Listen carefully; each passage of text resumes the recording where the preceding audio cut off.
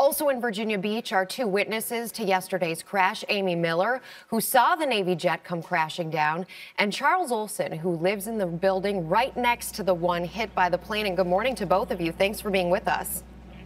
Good morning. Good morning. So, Amy, as I understand it, you arrive at work, you see the plane coming in from overhead. What happens next? Yes, ma'am. I saw it coming down at an angle and some fire underneath the right wing.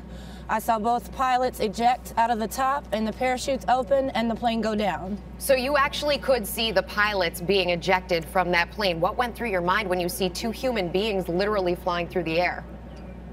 I had mixed feelings. I was relieved because I knew they made it out of the plane before it hit the ground, but I was also nervous as to, where it would go from there.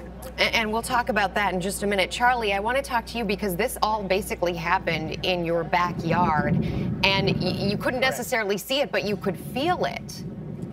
I definitely could feel it. I was working out of my home office in my apartment building, just beside where the plane crashed, and you could feel the house shake as the plane hit.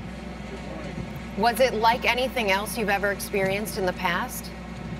Well, I've experienced a few earthquakes coming from the West Coast, and most recently the earthquake that we had in Northern Virginia. It felt just the same. Really? And what went through your mind as you were feeling that?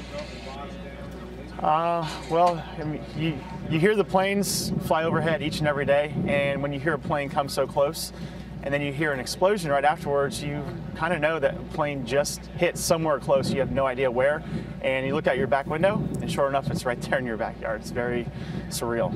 Yeah, very surreal, I can imagine. Amy, I understand you ran towards the scene of the crash, and what did you see unfolding there? Yes, ma'am. I had just been dropped off at work by family that was visiting from out of town, so I wasn't sure if they had made it home safely. I live and work close to here. I took off running. I came up. I had my family on the phone. They were safe, and I just saw a sense of people coming together, everything pretty organized, and was happy to see that no one seemed to be hurt. Thank goodness. And Charlie, you mentioned that you've been noticing that the planes have been flying lower and lower recently.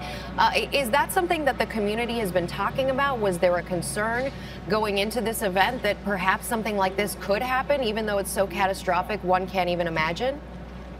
I mean, I would say so. I mean, I would say over the past 6 months or so, and I have a lot of friends that live here in the area, it seems as if there's been more and more flyovers, and it seems as if the planes just become lower and lower. I mean, we do live in a fly zone. We know the community that we live in, and it is very, very loud here when the planes do fly over, and it just seems as if it was more and more frequent and lower and extremely low that day. Well, we are thankful that both of you are joining us in one piece unharmed. Amy Miller and Charles Olson, thanks so much. Have a nice weekend.